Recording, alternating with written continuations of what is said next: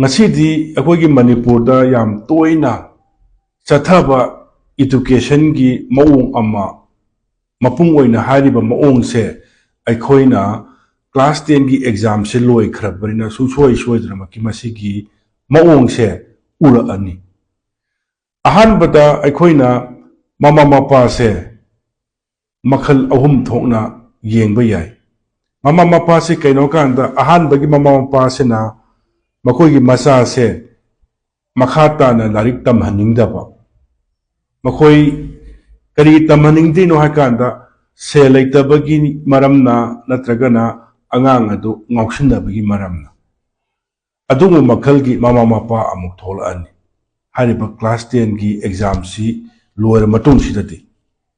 aduga haidok matung dasu adagi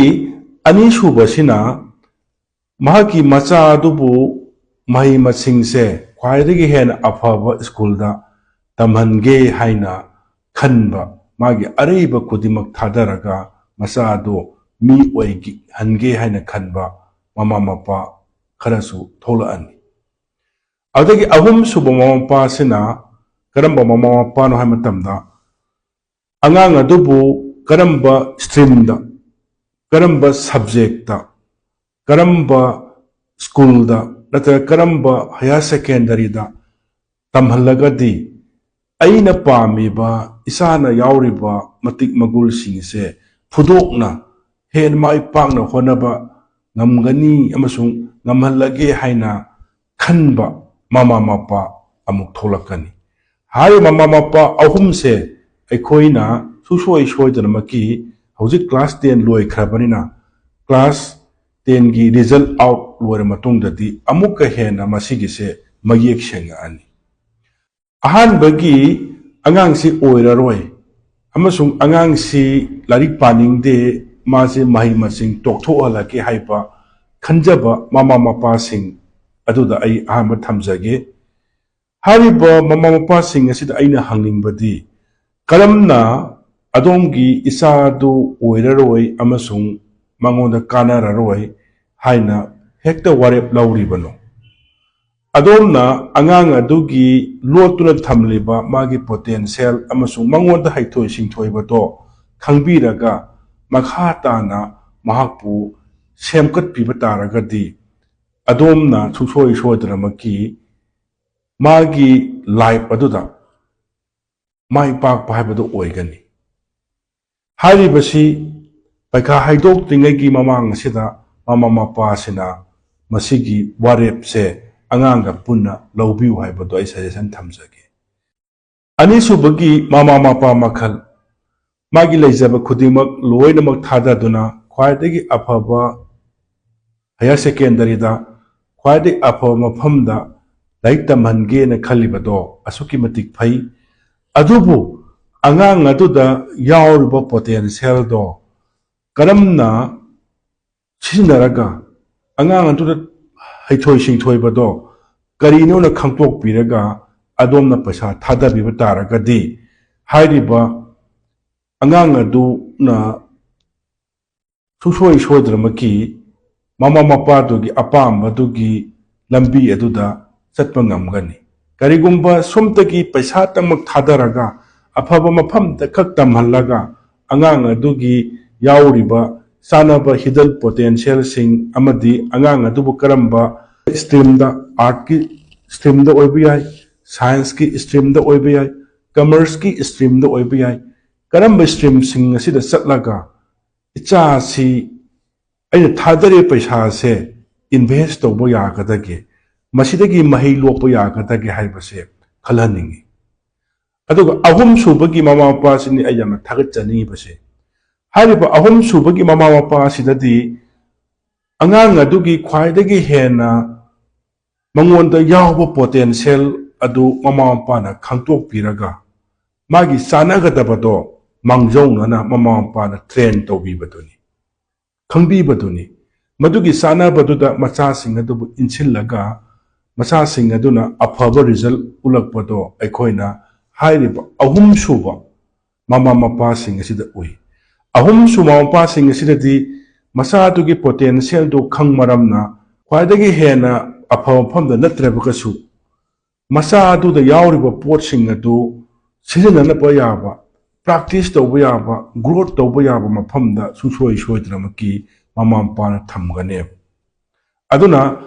ꯑꯉꯥꯡ ꯑꯗꯨꯅꯁꯨ confidence ꯂꯩꯒꯅꯦꯕ ꯑꯉꯥꯡ ꯑꯗꯨꯅꯁꯨ ꯍꯣꯠꯅꯅꯤꯡꯕꯒꯤ ꯆꯥꯡꯁꯦ ꯌꯥꯝꯅ ꯋꯥꯡꯒꯅꯦꯕ ꯍꯥꯏꯔꯤꯕ ꯑꯍꯨꯝꯁꯨꯕ ꯃꯃꯥ ꯃꯄꯥꯁꯤꯗꯗꯤ ꯃꯔꯝꯗꯤ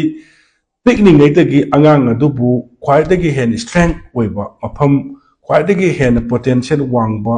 ꯑꯉꯥꯡ ꯑꯗꯨꯒꯤ ꯄꯔꯁꯣꯅꯥꯂꯤꯇꯤ ꯑꯃꯁꯨꯡ ꯃꯥꯒꯤ ꯕꯤꯍꯦꯕꯤꯌꯔꯗꯨꯗ ꯃꯃꯥ ꯃꯄꯥꯅ ꯆꯥꯎꯈꯠꯍꯜꯂꯛꯈ꯭ꯔꯕꯅꯦꯕ ꯑꯗꯨꯅ ꯀꯔꯤꯒꯨꯝꯕ ꯍꯥꯏꯔꯤꯕ ꯃꯃꯥ ꯃꯄꯥ ꯑꯍꯨꯝꯁꯤꯡꯒꯤ ꯃꯔꯛ ꯑꯁꯤꯗ ꯑꯩꯅ ꯔꯤꯀꯃꯦꯟ ꯇꯧꯅꯤꯡꯕꯗꯤ ꯈ꯭ꯋꯥꯏꯗꯒꯤ ꯍꯦꯟꯅ ꯑꯍꯨꯝꯁꯨꯕꯒꯤ ꯃꯆꯥꯕꯨ ꯃꯥꯒꯤ ꯄꯣꯇꯦꯟꯁꯤꯌꯦꯜ ꯈꯪꯗꯣꯛꯄꯤꯔꯒ ꯃꯥꯒꯤ ꯍꯩꯊꯣꯏ ꯁꯤꯡꯊꯣꯏꯕ ꯈꯪꯗꯣꯛꯄꯤꯔꯒ ꯑꯉꯥꯡ ꯑꯗꯨꯕꯨ ꯃꯥꯒꯤ ꯃꯤ ꯑꯣꯏꯒꯗꯕ ꯂꯝꯕꯤ ꯑꯗꯨꯗ ꯇꯝꯍꯟꯕꯤꯕ ꯑꯗꯨꯒ ꯁꯤꯟꯐꯝ ꯅꯥꯏꯍꯟꯕ ꯑꯁꯤꯅꯤ ꯍꯥꯏꯕꯗꯨ ꯊꯝꯖꯒꯦ ꯑꯗꯨꯅ ꯃꯃꯥ ꯃꯄꯥꯁꯤꯡꯅ ꯀꯔꯤꯒꯨꯝꯕ ꯑꯗꯣꯝꯒꯤ ꯏꯆꯥꯁꯤꯡ ꯑꯗꯨꯕꯨ ꯈ꯭ꯋꯥꯏꯗꯒꯤ ꯍꯦꯟꯅ ꯐꯕ ꯃꯈꯜꯒꯤ ꯏꯖꯨꯀꯦꯁꯟ ꯄꯤꯅꯤꯡꯕ ꯇꯥꯔꯒꯗꯤ ꯃꯃꯥ ꯃꯄꯥꯁꯤꯡꯅ ꯇꯧꯒꯗꯕ ꯑꯃꯈꯛ ꯑꯩ ꯃꯟꯇ꯭ꯔ ꯑꯣꯏꯅ ꯍꯥꯏꯖꯔꯝꯒꯦ ꯑꯉꯥꯡ ꯑꯗꯨꯕꯨ ꯁꯥꯏꯟꯁꯀꯤ ꯁ꯭ꯇ꯭ꯔꯤꯝꯗ ꯆꯠꯍꯟꯗ꯭ꯔꯤꯉꯩ ꯍꯥꯏꯗꯤ ꯁꯥꯏꯟꯁꯇ ꯇꯝꯍꯟꯗ꯭ꯔꯤꯉꯩ आर्ट्स तमहंद्रिङै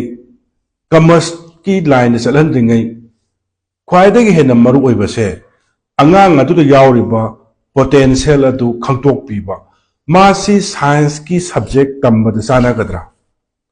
मासी आर्ट्स की सब्जेक्ट तंबद सानागद्रा मासी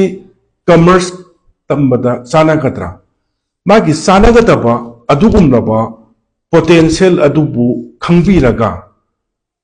11 12 असे होनहनबीबा तारगदी अदोमना सांगना पिकलिङैदगी होनरकपगी महै अदो 11 12 अमसुङ 12 लोर मतुङदा फंगने अदुना पिकलि मतमदगी अंगांगबु वाना होनबीरागा हौजिक 10 गी लोर मतुङदा करंबा सब्जेक्ट लहनगदगी असे ममा मपाना नीति नियम सुंग खंगदब तारगदी अदोंगी इचा अदुबु चही 10 सुपना मही मसिंग तंबिरकपगी कानब लैते अदुना ख्वाइदगी हेन मरुओइबसे क्लास 10 लोर मतुंगदा क्लास 11 दा करी सब्जेक्ट लौगदगे हाइबसिनी मसीदा ममा मपासिंगना नियम सुंगना लौबीगिद्रबा खनबीगिद्रबा अंगांग अदुबु गाइड तौबीगिद्रबा नतगना अंगांग अदुना मंगोद यावर पोटेंशियल अदो नियम चुमना खंगजद्रबा अदो तारगदी प्रॉब्लम ओइरे मागी इंटायर लाइफ तो क्लास 11 12 तम तारगसु spoil तौरने अदुना mama Mopa सिंगना अंगांग अदुबु Karamba subject लौगदगे Karamba stream दसकदगे हाइबसे नत्र अंगांग सिंग अदुना खंगबा तारगदी आई मखार नंबर पीगे यामना सीरियस ओइबा अंगांग सिंग अमसुंग याम सीरियस ओइबा ममा मपा खक्तना कॉल तौबिरउ अदुगा याम सीरियस ओइबा ममा मपा सिंगना ऑफिस ता लाकपिरगा अइगी साइटगी अंगंबा थाकता मतेंग पांगजगे अदुगा अंगांग अदुदा चानाबा दो अखोइना टेस्ट तौथोकलगा साइकोमेट्रिक टेस्ट तौबा याय नतगना DMIT टेस्ट तौबा याय असमाने टेस्ट तौथोकलगा अंगांग अदुगी आर्ट्स स्ट्रीम सानागद्रा साइंस स्ट्रीम सानागद्रा अदुगा कमर्स की स्ट्रीम सानागद्रा अदुजिंगो थिदोकपिरगा मागी फ्यूचर दा ब्राइट फ्यूचर अमा सेमिनबदा अखोई door to door care consultant की साइट तगेसु मतेंग पांगजगे हाइबदु थमजगे।